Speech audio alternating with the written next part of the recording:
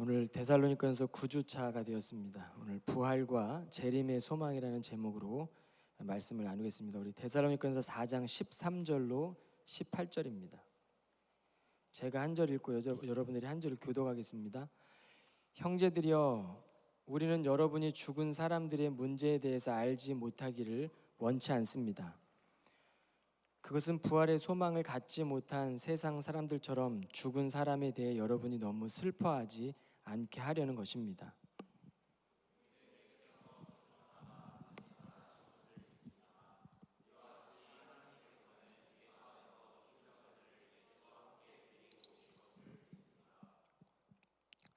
우리는 주께서 직접 일러주신 대로 여러분에게 이것을 전합니다.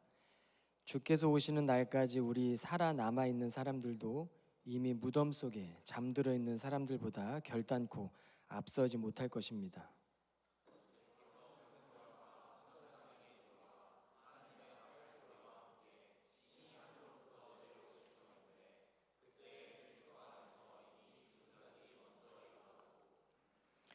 그런 다음에 아직 살아남아 있는 우리가 그들과 함께 구름 가운데로 이끌려 올라가 공중에서 주를 만나게 될 것입니다. 그리하여 우리는 영원히 주와 함께 있을 것입니다.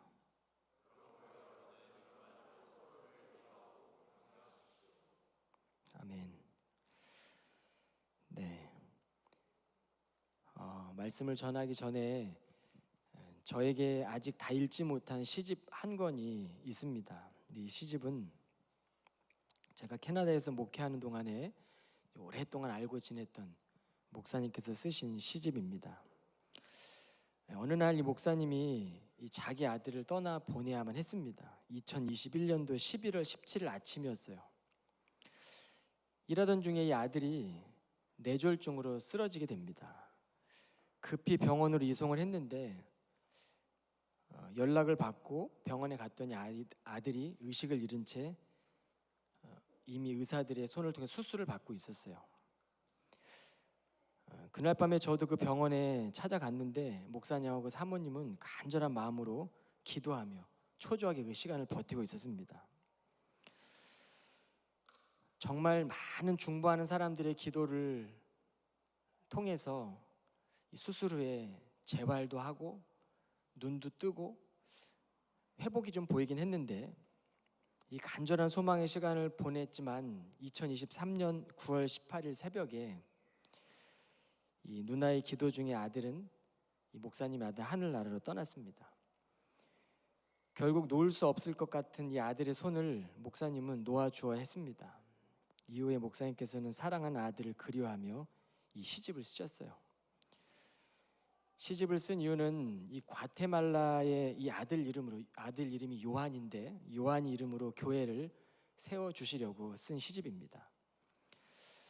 제가 이 시집의 서문을 읽다가 목사님 마음이 느껴져서 한동안 이 시집을 펼쳐볼 수가 없었습니다. 시집의 서문에 보면 겨울의 문턱 서럽도록 나의 걸음을 붙잡아둘 줄은 몰랐다. 아들 요한이가 뇌졸중으로 쓰러져 급히 병원으로 실려갔다는 연락을 받았다. 나는 비가 오는지 내가 우는지 가슴이 아프다가 지금도 응급실에서 보았던 아들의 모습을 떠올리면 가슴이 죄어 글을 쓸 수 없다. 내가 울면 금방 글이 따라온다. 저는 오늘 이 본문의 말씀 데살로니가전서 4장 13절 18절 말씀을 준비하며 어렵게 이 시집을 다시 펼쳤습니다. 그리고 첫 번째 실린 시를 여러분에게 나누고 싶습니다. 나는 완악했다. 난 오늘 내 아이를 내 가슴에 묻지 못했다. 자식이 죽으면 가슴에 묻고 산다는데 내 마음이 이렇게 모질게 굳어 있어서 한 삽도 뜰 수 없었다. 그분의 뜻을 받아들이지 못하는 불신앙의 완악함으로 오래전부터 불모화가 되어 있었다. 가슴을 치며 통곡했지만 과장된 죽음의 의미를 순화시키지 못했다. 언제쯤 내 품 안으로 돌아올까? 여러분, 우리가 인생을 살며 죽음의 문제는 모든 사람이 피해갈 수 없는 것입니다. 물론 어느 날 갑자기 떠나간 이런 사랑하는 아들의 죽음은 우리가 받아들이기가 참 힘든 일이죠. 그래서 오늘 18절에서 바울은 그러므로 여러분은 서로 위로하고 격려하십시오라고 전하고 있어요. 이렇게 갑작스럽게 떠난 우리의 지체들을 볼 때에, 아픔을 볼 때에 소망이 있는데 뭘, 어차피 우리는 영원히 살 텐데 뭘, 이런 것이 아니라 서로 위로하고 그리스도의 소망으로 격려하라고 바울은 전하고 있는 거예요.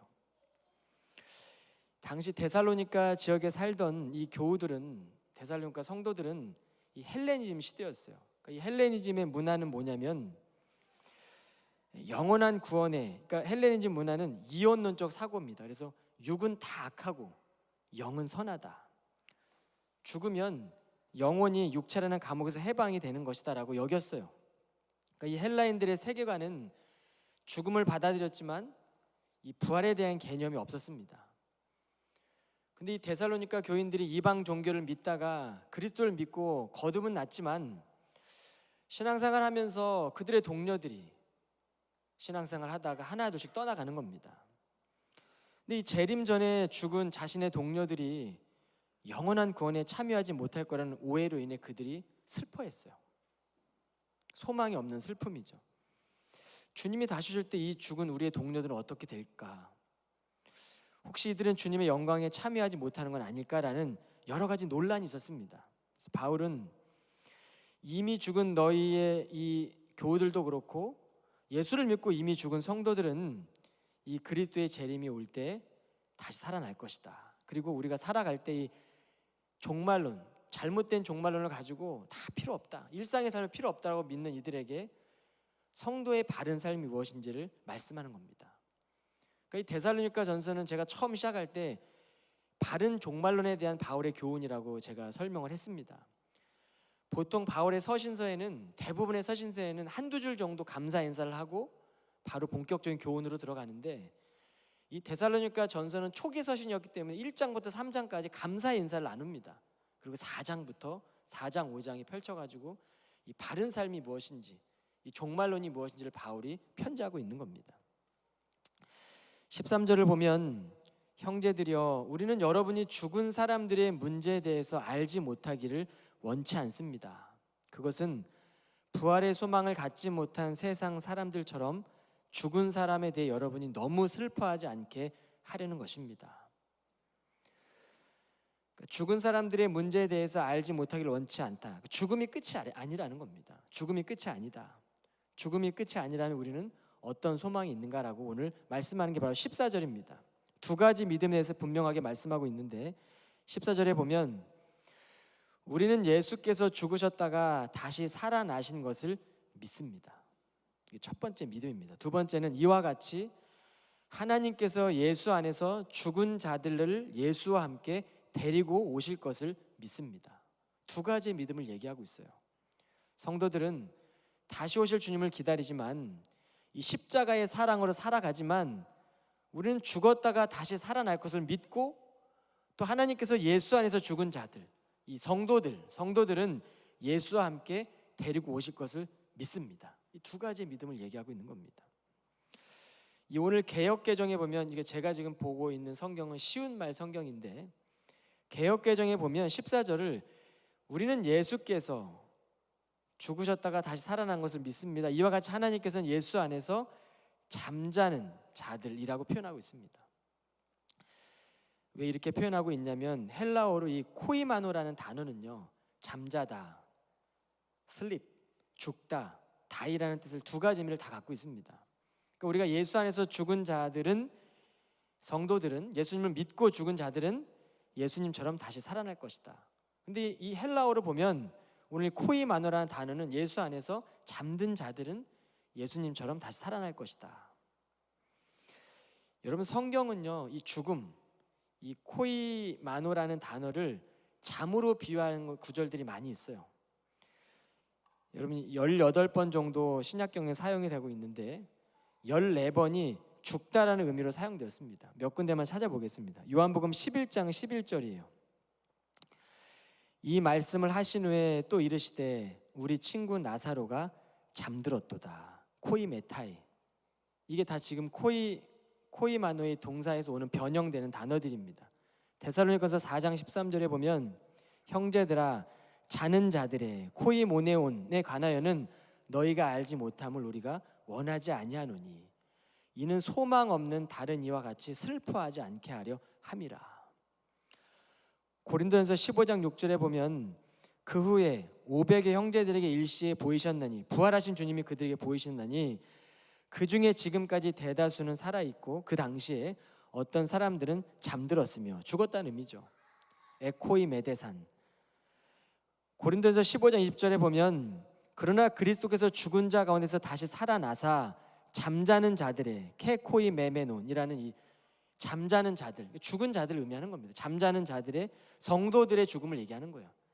첫 열매가 되셨도다. 사도행전 7장 60절에 보면 스데반의 순교 장면을 이렇게 묘사하는데요. 무릎을 꿇고 크게 불러 이르되 주여 이 죄를 그들에게 돌리지 마옵소서 이 말을 하고 자니라. 코이 모메논 이 단어가 또 나오는 거예요. 그러니까 성경은 죽은 사람들, 그리스도를 믿고 죽은 사람들을 잠을 잔다라고 표현하고 있는 겁니다. 코이마노. 여러분, 성경은 죽었다라는 표현을 왜 잠들었다고 표현할까? 여러분, 하나님 안에서 그리스도인들의 죽음은 끝이 아니라 기다림입니다. 믿는 자들이 잠을 잔다는 것은 잠깐 안식하는 겁니다. 물론 영원한 안식이죠. 그러나 소망이 있는 겁니다. 우리가 잠을 자면 깰 때가 있잖아요. 잠을 잔다는 것은 피곤하고 지쳐있을 때 잠을 자면 피곤이 풀리잖아요. 그러니까 영원한 안식이라는 것은 하나님 주는 쉼이에요. 쉼. 그런데 성도들에게는 안식 후에 소망이 있다. 깰 때가 있다라는 겁니다. 그래서 오늘 잠자는 자들의 첫 열매가 되셨다라고 오늘 말씀하고 있는 거예요. 바울이 오늘 이 부활장에 대해서 고린도서 15장에 보면 죽은 자 가운데서 다시 살아나신 그리스도께서 잠자는 자들의 첫 열매가 되셨다. 그러니까 우리는 그리스도를 믿는 성도들은 그 뒤를 따라가는 사람들입니다. 우리는 주님을 믿고 따라가는 사람들이에요. 오늘 스데반 집사님처럼 우리는 그 길을 어떻게 따라가느냐? 이 죄를 저들에게 돌리지 마옵소서. 끝까지 사랑하는 자들인 거예요. 우리는 죽을 때까지 사랑하는 겁니다. 돌로 던지고 조롱하고 핍박하고 내가 죽어가면서까지도 잠들면서까지 스데반 집사님은 이 죄를 저들에게 돌리지 말라라고 기도하고 있어요. 이게 성도들의 삶인 겁니다. 이게 주님이 걸어가신 길이에요. 좁은 길이죠. 이 길을 끝까지 따라가라는 거예요. 여러분, 그리스도의 부활은 역사 속에 실제로 일어났던 사건입니다. 주님의 무덤은 빈 무덤이에요. 그 무덤을 박차고 일어나셨고 죽음의 권세를 깨트리고 영원한 잠이 아니라 부활의 아침을 기대할 수 있도록 우리에게 연 산 소망이라는 것이죠. 여러분, 우리가 인생을 살다 보면 험함이 찾아올 때가 있어요. 죽음의 그림자가 찾아와서 우리를 누를 때가 있습니다. 그런데 성경은 오늘 이 자는 자들을 생각하라. 믿음 안에서 자는 자들, 그리고 깰 날 아침이 있음을 믿으라는 거예요. 부활을 믿으라는 겁니다. 15절로 17절에 보면 우리는 주께서 직접 일러주신 대로, 주님께서 직접 일러주신 대로 여러분에게 이것을 전합니다. 주께서 오시는 날까지 우리 살아남아 있는 사람들도 이미 무덤 속에 잠들어 있는 사람들보다 결단코 앞서지 못할 것입니다. 주께서 큰 호령과 천사장의 소리와 하나님의 나팔 소리와 함께 친히 하늘로부터 내려오실 터인데 그때 그리스도 안에서 이미 죽은 자들이 먼저 일어나고 그런 다음에 아직 살아남아 있는 우리가 그들과 함께 구름 가운데로 이끌려 올라가 공중에서 주를 만나게 될 것입니다. 그리하여 우리는 영원히 주와 함께 있을 것입니다. 이 말씀 그대로 믿는 거예요. 여러분, 우리가 이 죽은 무덤 속에 잠들어 있는 사람보다 결단코 앞서지 못할 것이다라는 이 구절은요, 주님이 재림시에 잠들어 있던 자들, 주님을 믿고 잠들어 있던 자들이 주님을 맞이하는 것, 그리고 주님이 오실 때 일상 속에서 그리스도와 바른 교제 가운데서 믿음으로 살아가고 있는 사람들, 이 죽은 자들보다 앞서지 못할 것이라는 것은 이 시간적 간격이 있는데 하나님의 시간으로 볼 때 아무 사실은 차이가 없죠, 사실은. 그런데 오늘 이 말씀에 보면 극히 짧은 시간이지만 죽은 자가 살아있는 자보다 앞설 것이다, 밝히 말씀하고 있는 겁니다. 죽은 성도를 인하여 우리가 근심할 필요가 없다. 너희가 슬퍼할 이유가 없다. 데살로니가 교우들이여, 너희가 슬퍼할 이유가 없다는 겁니다. 너희 동료들이 주님을 믿고 살아가다가 고난이 오고 핍박이 왔지만, 생을 다하고 죽었지만 슬퍼하지 말아라. 그들도 살아날 것이다. 그리고 너희들도 주님 보실 때 주님 만날 날을 주님 만나게 될 것이라고 지금 말씀하고 있는 거예요, 바울이. 이게 종말 사상입니다. 그리고 고린도 교회 편에는 편지에서 고린도전서 15장 말씀에도 부활의 일들을 더 세세하게 설명하고 있어요. 자, 그러면 우리가 이 땅을 살아가면서 우리의 삶에도 죽음이 끝이 아니라면 우리는 어떻게 살아가야 할까?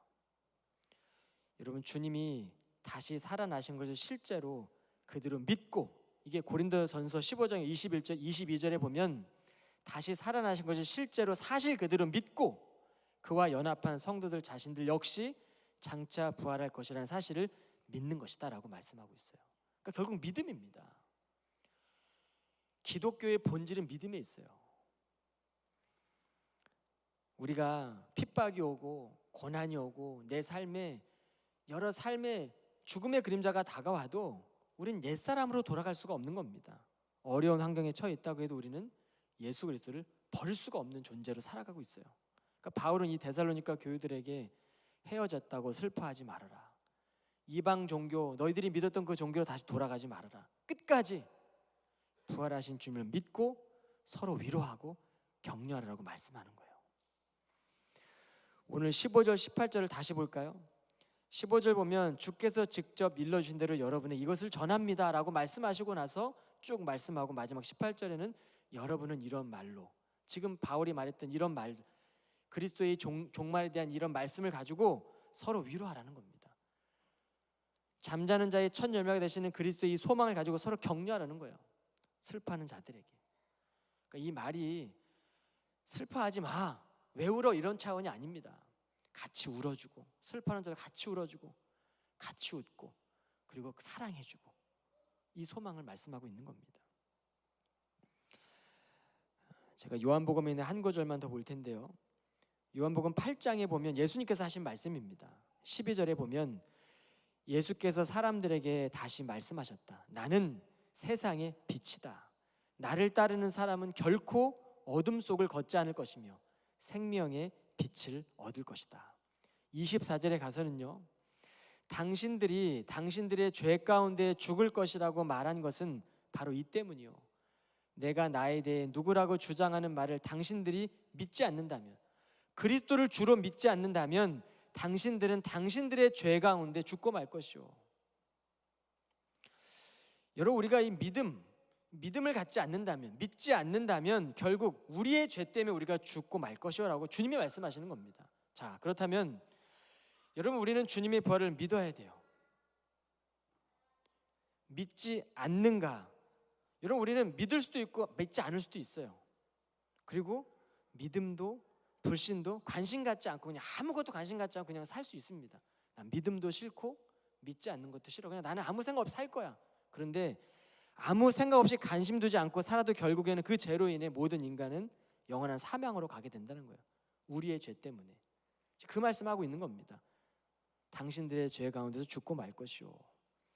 그러니까 우리는 그냥 자연스럽게 살아가다 보면, 세상을 따라 살아가다 보면, 세상의 가치에 따라 살아가다 보면 아무리 성공적인 삶을 살아도 우리의 삶은 결국에는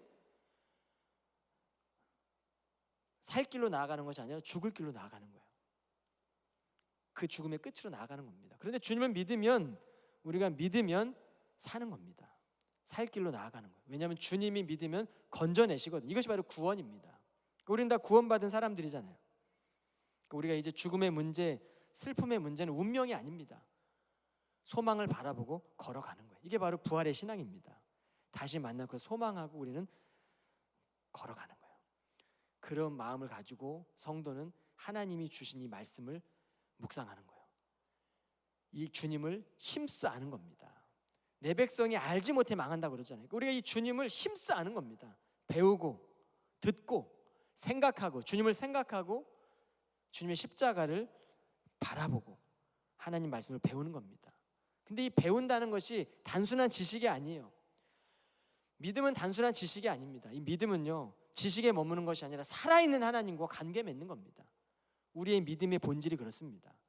그러니까 이 하나님과의 관계 가운데 이 중심이 바로 믿음입니다. 이 믿음을 고민하세요. 충분히 배우십시오. 그리고 기도하세요. 하나님 믿어지게 해주십시오. 믿음 따라 살아가게 해주십시오. 그렇게 우리가 나아가는 거예요. 찬양하고 예배하고 기도할 때 힘 주시는 겁니다. 우리는 유학생활 하면서 많이 고민될 거예요. 불안한 시간도 여러분들이 살아갈 겁니다. 그리고 어쩌면 지금의 내 삶이 만족스럽지 않을 수도 있어요. 그런데 여러분, 하나님의 마음을 품고 이 영원한 소망을 품고 우리는 현재를 살아가는 사람들입니다. 그래서 우리가 이 복음 앞에 서면 하나님의 말씀, 그리스도가 주가 되신다는 그 믿음 위에 서 있는 이 말씀은요, 우리에게 소망이 되는 겁니다. 지식으로 그치는 것이 아니라 내 삶으로 드러나는 겁니다. 이 소망이 발견되면 발견될수록 우리는 더 죄인임을 깨닫게 되고, 죄인 중에 괴수임을 깨닫게 되고, 그 영원한 소망을 바라보며 증거하며 살아가는 거예요. 여러분, 하나님을 더 힘써 아십시오. 하나님의 뜻에 순종하며 살아가는 이 삶 자체는요, 믿음밖에 없어요. 이 복음이 결국 우리 믿음을 증거하고 있는 겁니다. 이게 기쁜 소식인 겁니다. 가정에서, 학교에서, 일터에서, 일상의 자리에서 우리는 다시 오실 주님을 기다리면서 거룩한 삶을 살아내는 거예요. 흔들리고 아파하는 지체들이 있으면 위로하고 격려하고, 예수 그리스도 안에 있는 소망을 전하고, 끝이 아니다, 또 다른 시작이 있다, 힘내라, 격려해라, 다시 걷자, 다시 일어나서 걷자, 넘어지면 또 일으켜주고, 그렇게 살아가는 겁니다. 우리의 삶엔 두려움이 끝이 아닌 거예요. 기대함으로, 기쁨으로 나아가는 겁니다. 이게 바로 우리의 믿음의 시선입니다. 믿음은 결국에 방향이에요. 삶의 방향. 영원히 함께 하신 하나님을 우리가 믿고 그 하나님을 향해 나아갈 때 이 말씀이 우리에게 참된 위로가 될 것이고 능력 있는 소망이 되는 겁니다. 오늘 이 결단 찬양 같이 부를 텐데요, 이제 앞으로 4장 5장 계속 이 말씀을 나눌 거예요. 그런데 우리를 사용하셔서 이 찬양 같이 부를 때, 하나님, 우리는 예수 안에 살아가는 사람들입니다. 그리스도의 능력을 믿고 살아가는 사람들입니다. 이 마음으로 주님 앞에 간절하게 찬양하면 좋겠습니다.